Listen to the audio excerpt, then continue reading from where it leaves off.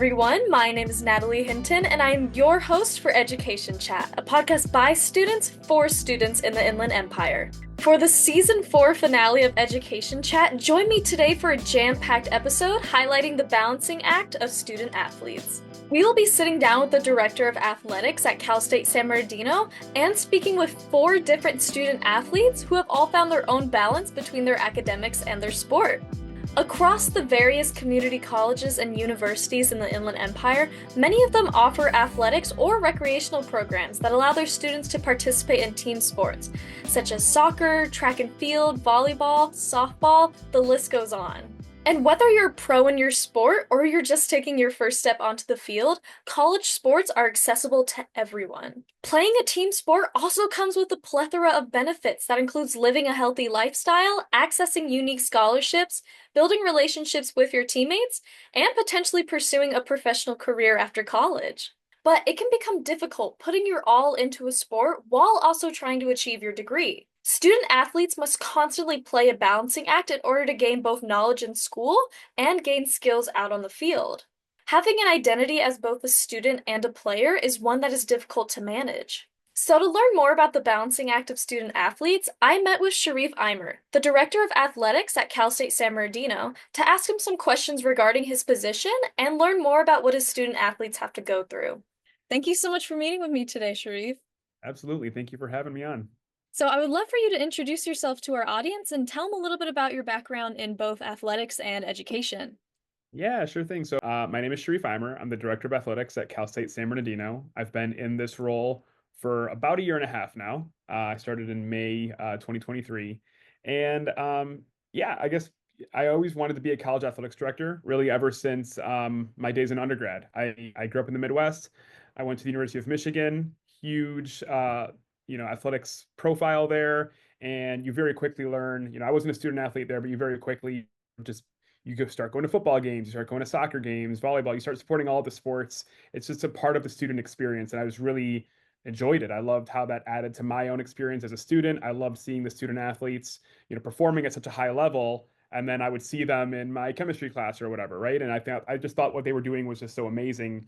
And as I got to know more of them, I really was just impressed by how well they were able to manage everything. Yeah, like I said, about a year and a half ago, I was fortunate enough to be selected to be CSUSB's athletics director, and I've been in the role ever since, and I love it. So I'm very curious, what do you typically do on a day-to-day basis?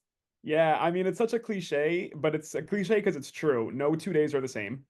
Um, you never know, and there might even be days where I think I know what I'm doing on my drive in, and then it completely pivots. So um, I would say, broadly speaking, the things that I do in my role are I have to keep a pulse on the student athlete experience. At the end of the day, why me and my whole team, I have about 45, 50 staff that coaches and staff that are working to further the student athlete experience, provide the best possible student athlete experience that we can. And well, to know how we're doing that and how best to make decisions, we have to know what that student athlete experience looks like. So that could be, me checking in with student athletes just as they're passing by. I make it a habit to have my door open whenever I'm not in a meeting.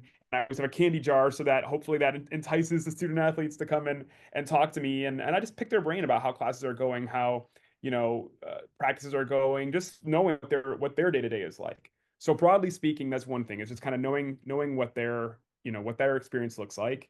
Another thing that I do is I manage the department. So that includes managing the budget, that includes managing the staff, coaching staff up in moments where they need it, managing expectations. If there's issues between, two people, I've got to, help sort that out and just kind of keep the ship moving, right?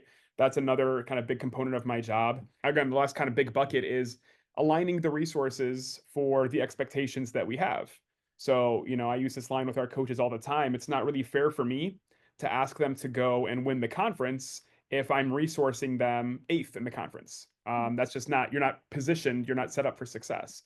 So where there is a gap, I have to either identify the resources internally or go chase them down externally. And that can mean fundraising, that can mean, corporate sponsorships, that can mean a variety of different things, but just finding ways to get us the things that we need to compete at the level that we want to compete at. And that's not just, in our sport, that's also hey, if we want to have academic success, we've got to go and make sure that we have the best academic support available. If we want to make sure that our student athletes are getting into good jobs, that sometimes means finding employers who want to help us do resume workshops and leadership life skills and things like that, so that our student athletes are well prepared for that. So broadly speaking, that's kind of my role. And then what that specifically looks like on a day-to-day can vary, but yeah, those are kind of the big buckets. I'd love from your position as the director of athletics to describe the challenges that these student athletes face while they're trying to balance both their academics and their sport. It's already not easy being a college student, right? It's a really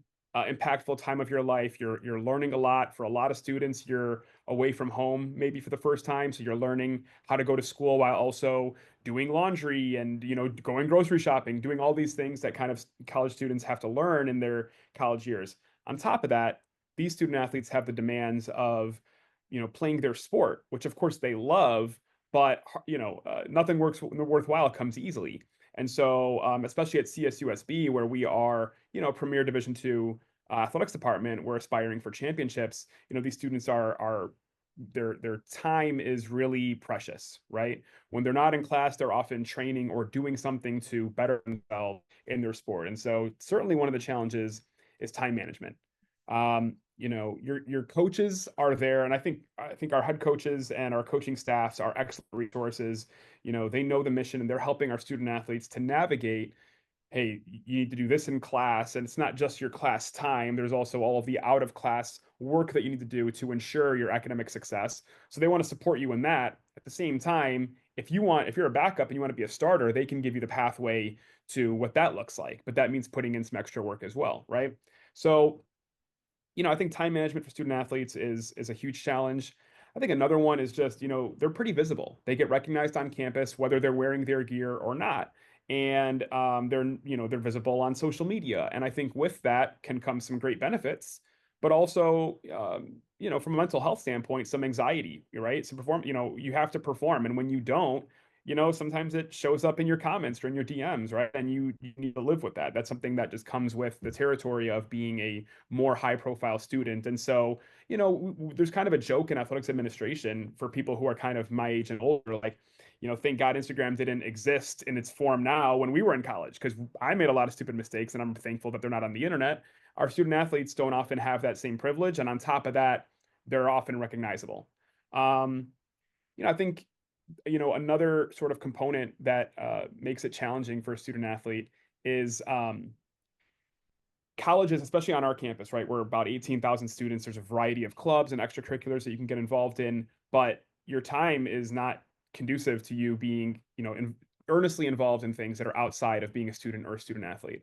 So, it just kind of means that you can do other things, but it's just a little bit of a more limited role than students who maybe don't have the demands of being in their sport, can do. So, those are some of the challenges. But I think, student athletes, they know what they're signing up for, right? I think sometimes they don't exactly know what it's going to take on a day to day, but as they learn that, the students who stick with it and understand the sacrifices that they're making at CSUSB at least are often, at least rewarded in the end with a great experience, some championships, a great degree.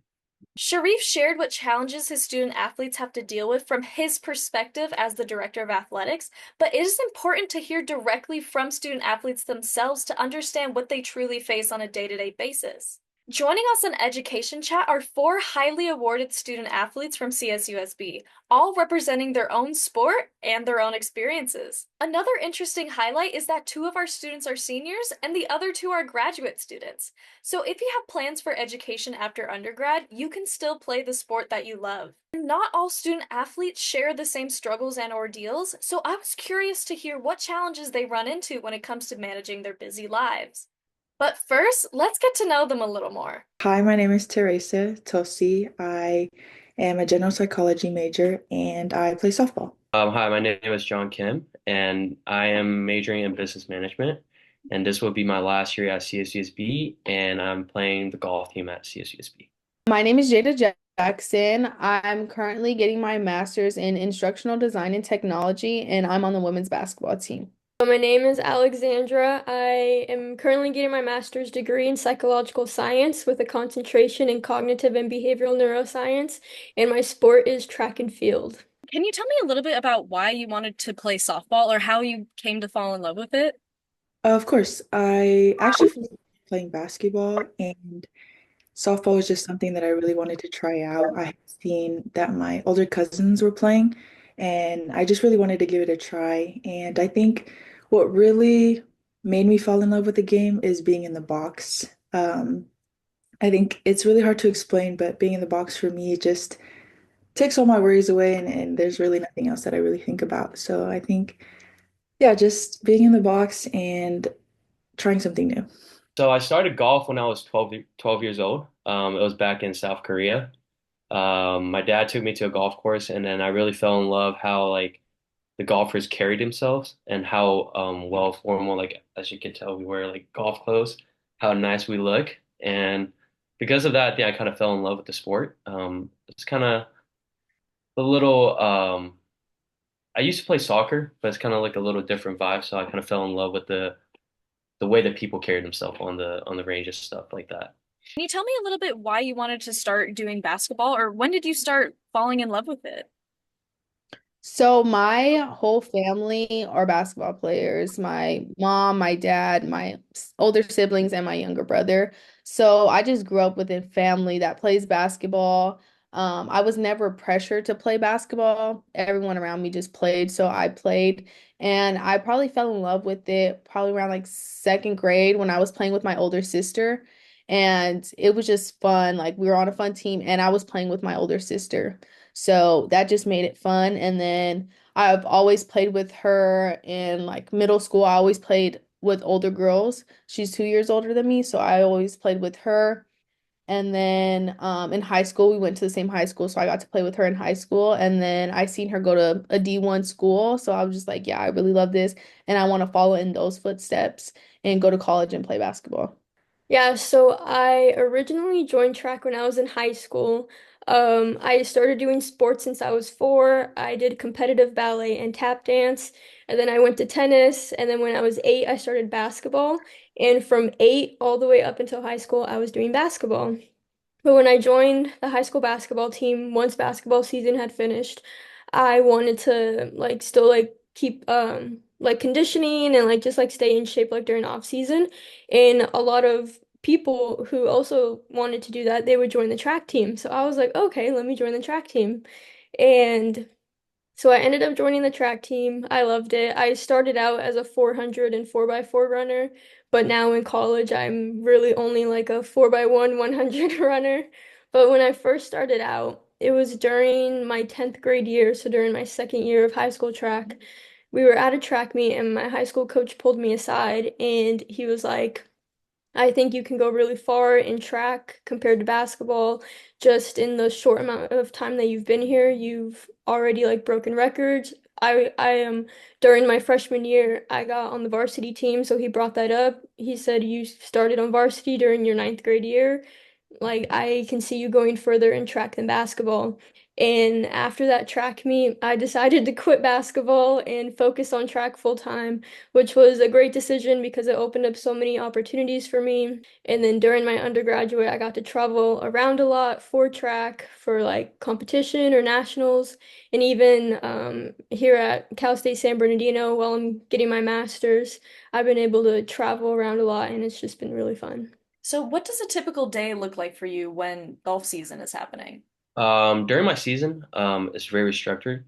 So I'll wake up in the morning and I'll go work out, and then it depends on my class schedule if I have morning classes. But usually I do have morning classes, so I'll go to classes after I work out, and then after that in the afternoon I'll head to the golf course. It depends on the day I'll practice, or some days I'll go on the course and play 18 holes, and then I'll come back after practice. I'll study if I have like homework and stuff like that. If not, I'll just kind of rest and then get ready for the next day. Wake up around like 7, eat breakfast. We have practice from 10 to 12 and then weights from 12 to 1. So I get to the school, go to the training room, get like treatment done before practice. So around like 9, I'll go in there, practice at 10. 10 to 12 practice. And then from 12 to 1, we have a little break. So I'll go in the training room, chill, get in the normal tech boots for a little bit, eat a snack, and then I'll go lift.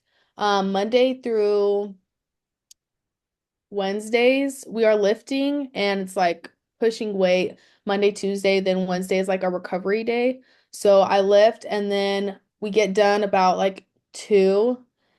And then I go home and I shower and eat real quick. And then I head to work because I work at the rec at my school. So I'll work from like 2 to, depending on the day, 2 to 8 probably. And if I have class, then I'll go from like 2 to 5 and then I'll go to class 5:30 to 8. And then I go home, eat dinner, and then reset the next day. A typical day. So with track, I know unlike with other sports, some other sports have like an off season where they really don't do anything. But with track, we really do have to train all year round. So our season mainly is in spring. I know other schools have an indoor season, so like they'll have some meets in winter. But usually like track season's in the spring, but during summer we usually focus more on like weight training, and then during the off season in fall we'll do more speed endurance with a little bit of like speed training. But then once season starts in spring, it's primarily just speed training, and our first meet usually starts around like February, and then if you make it to nationals, it ends in May. But April through March is like peak season for track and field. So that's when you start seeing like everyone breaking school records, breaking personal records. People are qualifying for nationals, all the huge invites, like everybody's trying to get in. And pretty much every single weekend we'll have a meet. But throughout the week when we practice, we'll usually practice Monday, Tuesday, Wednesday. And then if we have a meet like on Friday or Saturday, then we'll take either Thursday off or take Friday to like meet prep. But primarily Monday, Tuesday, Wednesday, we'll have practice, we'll have weight training. Usually we practice in the morning and then we have weight training after. Do you feel like that you manage your schedule pretty well? I would say so. I think when I first started off as a freshman, it was definitely hard for me too. But as I've grown older and being able to prioritize my academics, I think it's gotten easier and I've been able to manage it better. Yeah, and do you feel like you manage your time well? I'll say yes and no. Mhm. Like some days I feel like I nailed it. Some days I feel like, oh, I'm kind of slacking with my schoolwork or practice and stuff like that. But most of the time it's like a little bit academic size because sometimes I'll play golf and then end up being a little bit longer than I wanted to do. So I'll say yes and no. I try my best though. Every day is a learning process, so I try to adapt and improve every day. My first year, I did not at all. I can tell you I was terrible with time management. And then I got the hang of it my second year, and I just had to learn. For me, I would rather do classes online and maybe one class in person so I can get to practice and not have to feel rushed because I have class or work or anything. And the rec is very flexible. So I get to kind of make my own schedule. Like, okay, I could go in at this time. And if there's shifts that like they need me at, they know that I practice from a certain time and I have class on certain days, so they won't schedule me. And that's what's good with on-campus jobs because they are very flexible. I think throughout the years, like especially being in graduate school now and doing track, which I did not ever think I would be doing track during my master's degree. But at the master's level, or if anybody is considering like continuing sports, either like with an institution or a club into graduate school, I think graduate school, the demands are different. And so what's helped me is to like every little thing that you do, write it down. Like even if it's something like, oh, wake up at 8, you wake up at 8 and you cross that off. So just like being able to cross off everything that you're doing kind of just like helps get it out of your head and like put it on like a piece of paper. I think also like understanding that like with like the commitments like with graduate school or even like an undergrad, like the student athlete, like the student part always has to come first, which is something that I struggle with and a lot of other student athletes I know struggle with because our sport is a lot of us have done sports since we were children, so like a part of our identity is in sports, and so sometimes it's hard to manage that, but now I think that I've definitely gotten better with like prioritizing my time between sports and separating like my track self from my academic self.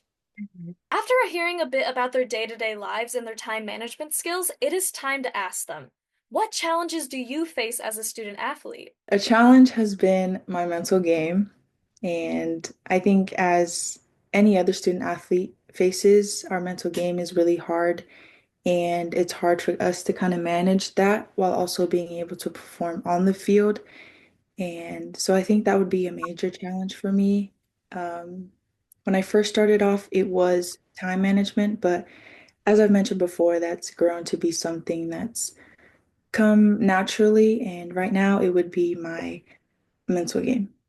I'll say, for me personally, I bet I don't know if there's a lot I got for other athletes too, but I think I would say the time management is the biggest challenge because we have to balance out the studying side and like the sports side. So for me, golf, like you can't really take a day off because if you take a day off, it's a little bit hard for you to come back the next day.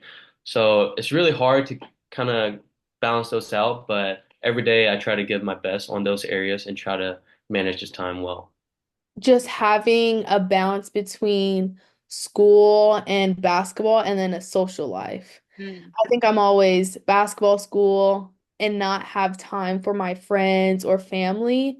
And I'm someone that I only live like 25 minutes away from home. So like school, I live on campus and then I live in Moreno Valley. Well, I'm from Moreno Valley. So I don't have much time to go see my family, but I think I can make more time to go see them on days where I'm like don't have anything to do. I'm just tired from class and practice and work. So I think just balancing that, just the social life and needing time for myself because it can get very stressful. So just taking one day for self-care. That's probably my biggest challenge. I think my biggest challenge would be time management. I am a big procrastinator. I always have been. I've always done stuff last minute. It's always ended up working out, but with track or just doing sports in general, um, my biggest challenge, of course, has been like my procrastination. But because I do sports, it's kind of forced me to like be better at managing my time. But yeah. With challenges like these, it can be difficult to do it all on your own. So it is important to know. Do you feel supported by your school both academically and when you're out on the field? 100%, especially my coaching staff, specifically my head coach, Coach Dee Pion. She has been such a great leader for not only myself, but our program, as well as our athletic department, who support us on and off the field and kind of provide for us as athletes and provide resources as athletes and as students. Yes, absolutely. The school really been supportive with my academic and my sports. So they gave me a lot of resources and encouragement to do well on both sides. Yes, I do. And I'm kind of a social butterfly, so I'm always saying hi to admin. We also have a therapist that comes on Wednesdays. So we have this thing called Wellness Wednesdays. So anytime I need to talk, I know on Wednesdays I can go talk to them and it's free. My coaches are very like supportive and they're flexible if like I have like a conflict with anything, they're very understanding. The school has so many resources that like I can use. And I think that it's just like a big supportive community at CSUSB. And as long as you stay connected, you'll get that support. But if you don't go out and like use your resources, you won't feel that support. So you really have to reach out, use those resources because there's resources everywhere. Yeah, for sure. I know like during season, like even with like other sports, like the school will always make like posts like, oh, meet day or game day, or even like during like the peak months for track and field, like March to April, like when people are breaking records or making national qualifying times, like the school will make posts about us. So they're super supportive.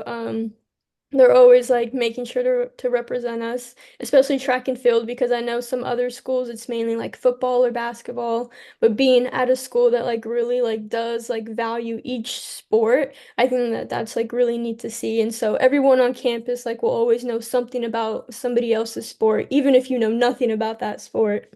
And then academically wise, there's like a lot of resources.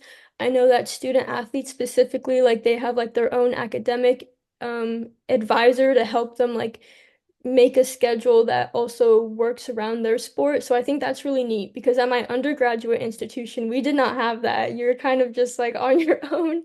But here, I think that that's really neat how they also help student athletes excel in their academics by like tailoring like okay like maybe you should take this class and this class if you have practice at this time and then next semester you can take these classes. So I definitely do feel that the school helps student athletes prioritize not only like their sport but also their academics. Now, let's hear about what plans our scholars have after graduating from CSUSB. So, I want to know what your plans are after you graduate from CSUSB. It's been an on and off decision, but I'm hoping to continue my education and go for my master's and pursue sport and performance psychology. After graduation, my goal is to turn professional and to pursue my career in the PGA Tour. It's going to be a really challenging road, but I'm committed to putting in the work and chase my dream. So I want to get into like education, and I want to own my own daycare, which I am in the process of doing so. So once I'm done with school, I'll start getting more into the process of owning my daycare. And I also want to get my credentials so I can maybe become a teacher. So my biggest goal is just helping out children and like just giving back to the community. Yeah, so right now I'm actually in the middle of PhD cycle applications. I just submitted all my applications on December 1st because that's usually like the typical deadline. I'll be having PhD interviews next semester. So with PhD applications, you submit it, and then if they like what they see, you get invited to an interview. And then after the interview, if they like you, then they accept you. So I'm like in the middle of the cycle right now, finding out like where I'm being accepted for interviews and whatnot. But I applied for my PhD in clinical psychology with a concentration in neuropsychology. And so after I complete my PhD, I want to become a clinical neuropsychologist, working with people with like neurodegenerative disorders or diseases and like traumatic brain injuries, just like giving them like assessments, working with neurologists, like come together with like rehab plans, stuff like that. Thank you so much to all the student athletes that agreed to join me on Education Chat. We were able to gain important insight directly from them on what challenges they must overcome on the daily. Following that, I want to return to our interview with Shareef. Now that we know what their unique challenges are, I want to know what Shareef is doing in his department to support these students in both their schooling and their sport. And it's good that you're self-aware of these challenges because that also helps you learn exactly how to help them and support them with this. Like you said, a lot of times this is their first time at college, learning how to do laundry, and then also learning how to balance that sport with their academics. So I want to know, how does your department support these student athletes in managing their time and commitments? Yeah, so actually just this year we made a big splash. We're the first Division II athletics department to partner with Teamworks in their full suite of software support that they offer. And the reason that was important for us is they have a software that essentially helps student athletes integrate their academic calendar and their athletic calendar. So rather than having to check two different schedules in one place, they can see when they have class, when they have any tutoring, when they have their academic sections. And on top of that, they can also see when they have weights, when they have practice, when they have competitions, when they're leaving for competitions. They can get that all in one spot. So that was a great starting point for us, is to kind of just centralize, hey, we don't want you to feel like this is something that you have to balance two different worlds. We understand that these two worlds are colliding, and we want to help you in managing what that looks like. And then working outside of that, we have a full-time academic advisor who reports to another student services professional, our senior associate athletics director, to just make sure that we're providing the resources that we need.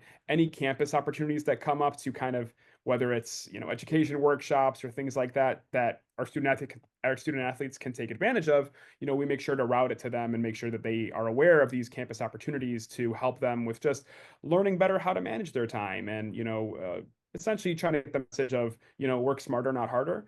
Just trying to teach them ways that they can, essentially do that. How can you do something when you only have 20 minutes to think about what you're going to be doing for the next week? What's the best way for you to plan that time? And even though you've only been in this role for about a year and a half, it sounds like you're doing incredible things for the department. And I want to know if there's anything so far that your student athletes have done, both within CSUSB and after they've graduated, that's been impressive, how they've been able to manage those academics and their sports and go on to bigger and better things. Yeah, honestly, there's been a lot. It's been pretty incredible. Even before I started, literally the very first student athlete that I met, she was on our women's basketball team. She was on the dean's list, was on our basketball team, and she was, she had a job as well. I mean, she was really just kind of doing everything at a very high level, and that was my introduction to CSUSB athletics. And what I learned is that she's amazing at what she does, but she's not necessarily all that unique. We routinely have student athletes that are performing at a really high level academically. We just had 70 student athletes named to the conference all academic team for last year. We have routinely student athletes that are presenting at a really high level. We, of course, have student athletes that go on to professional athletic careers. But, what's really cool about CSUSB is we're the kind of the premier school in the Inland Empire, right? I mean, we're very true to our mission of wanting to serve the Inland Empire, which is sort of this area of California east of LA, and a lot of our student athletes are from here, and they're really I'd say driven to impact their home communities. And so we have a lot of healthcare workers, a lot of teachers that work in the Inland Empire after having been student athletes. And so, the list is really long, but I think just it's amazing to see just the variety of professional careers that our student athletes go into, and then how effective they are in those careers. And as you continue to really hone this role as the director of athletics, what is your vision for the CSUSB athletics department? Yeah, so I think one of the big things that we try to do, and I talk about this pretty routinely, is I want to change how college athletics is sort of done, at least for us. And what I mean by that is we're in a world now where student athletes are, and a lot of people, but especially student athletes, are often, there's a lot of external distractions, whether it's NIL, whether it's campus, commitments, whatever. There's a lot of things that are kind of thrown at them. And I think they often feel like they can only, okay, I have these three things that I'm trying to balance. I can only do one of them really well. And we're trying to really chip away at that message. So from the get-go, we're trying to challenge our student athletes and our staff and our coaches, everybody involved. We're going to strive for greatness in four key areas every single day. We're going to strive for greatness in the classroom, strive for greatness in our sport, in the community, and as people. And the reason that's important is because you have to know that you have it within yourself to give your all in all of these things whenever you can. Right? There's going to be days when you're feeling more up for it than others. And there's going to be days when you're feeling like you kind of want to mail it in, but it's the effort that counts. And where I talk to student athletes about the real world example of this, I have a young family. I have three kids that are 7, 5, and 2. And I often say, my kids get sick at a time when it's horrible at work for me. Like I'm swamped. I've got a presentation for the president or something like that. And that's the night that my kid gets sick and needs me, right? Well, I can't choose in that moment to kind of mail in one of my responsibilities because another pressure has come up. I have to know that I have to try to balance these things to the best of my abilities.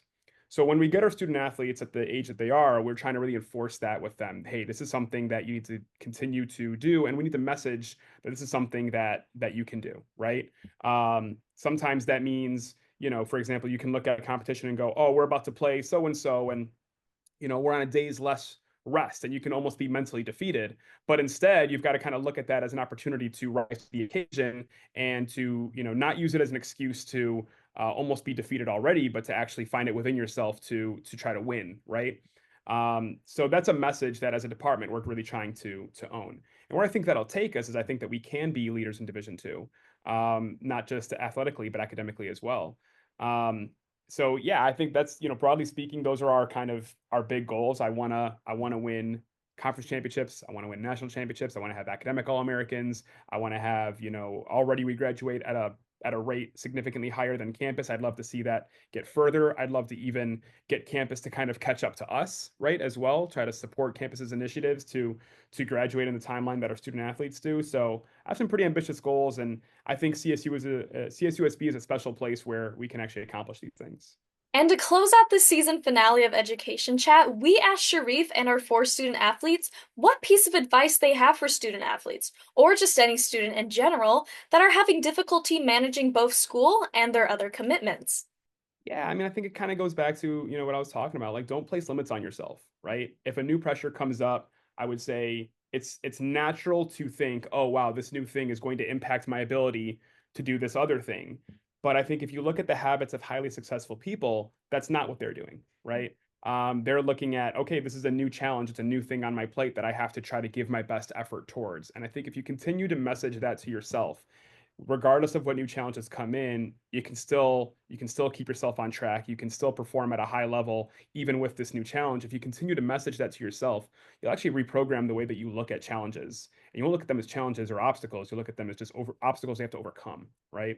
And so I think that just sort of that mental shift of how we look at external forces that are pressuring us is a key skill. I think I learned that later in college, and I think had I learned that earlier, I would have completely transformed my college experience. But I think that's why it's so important for me that as soon as we get our student athletes, that we're sending them that message, because it's just a world now where you're often told that there's sort of, you have an off ramp, you have an excuse to not perform your best, and especially for the student athletes that we bring in here, they're not trying to have like a mediocre lifestyle, right? They want to really make sure that they have a fantastic experience. And we want that for them. We want them to have the absolute best student athlete experience that they can, go on to have great, fulfilling lives. And if we can be a small piece in getting them on that path, then we'll be thrilled. Well, thank you so much for meeting with me today, Shareef. Yeah, thank you, Natalie. So I just want to close out this interview. I just want you to share any advice at all that you have for your fellow student athletes that are having difficulty managing both school and their other commitments. A main one would be to put God first, especially with the challenges that we face as student athletes. It's important to kind of keep your eyes fixed on Him, and He will provide not only patience, but strength to really get through being a student athlete. That's what has gotten me through it, as well as reaching out for help when you need it. A lot of people, speaking from experience, try to do things on their own, but it's really important to reach out to those around you, especially your fellow student athletes, to kind of have someone to talk to, and also reaching out to your family as well. I have a strong support system within my family, and they remind me of my purpose and why I started off being a student athlete. So I think just reaching out for help when you really need it, and putting God first through everything that you face. Thank you so much for meeting with me, Tereise. Thank you for having me. The best advice I can really give is to master the time management. You have to create a schedule, set of priorities for what you want, and stick to it as much as possible. But you always have to remember to take care of your mental and physical health, because you can get burned out real quick if you try to do it too much.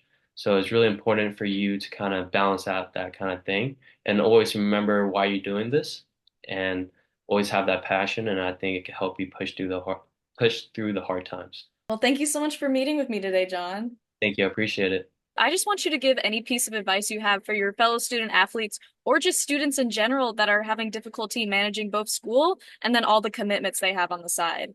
You just have to find a balance that works for you. I know there's so many people like wanting to give advice like, oh, you should take online classes, or you should take in-person classes, or do certain things. I think you just have to find something that works for you. Personally, there was people telling me, oh, your grades aren't good right now, maybe you should do in-person classes. But I found out that my grades weren't good because I was so stressed about going in person, getting things done, and I couldn't focus, where I can make my own schedule when I have things online. And then also just taking time for yourself. I am a person that like will get stressed out very easily. So I had to find out the hard way that I need to take time for myself and do self-care. And that's for girls, getting your nails done, going shopping, doing just little things one day out the week that will help you decompress. Well, thank you so much for meeting with me, Jaida. Of course. Thank you for having me. I would say, so the biggest piece of advice that I can give, just like based on from the undergraduate to the graduate level, I would say when you're trying to figure out how to manage your time between different commitments, what really helped me was kind of like putting together like a hierarchy of these commitments and like seeing which one maybe needs more commitment over the other, because if something doesn't need too much of your commitment, you can put it a little bit lower on the list and that can take some stress off of you. But definitely like just like making like a hierarchy of like, okay, like here are my commitments. Here's like something that I for sure need to focus on, and then here's something that I don't really need to. So just having that list really helped me. Just like visualize everything because I'm a big like visualizer. I'm a very like hands-on learner. So just writing everything down, crossing stuff off, making a list, adjusting that list if you need to, like week by week. That really helped me with time management. Well, thank you so much for joining me today, Alexandra. Thank you. Thank you for having me. To any students out there that are facing a balancing act of your own, just know that you are not alone. It may seem difficult in the beginning, but you will soon find your path towards achieving your goals, and there are plenty of resources on and off campus that can support you in your journey. The most important thing to do is to never lose sight of what matters to you. Thank you for playing this episode of Education Chat, and I hope to chat with you again soon, next season.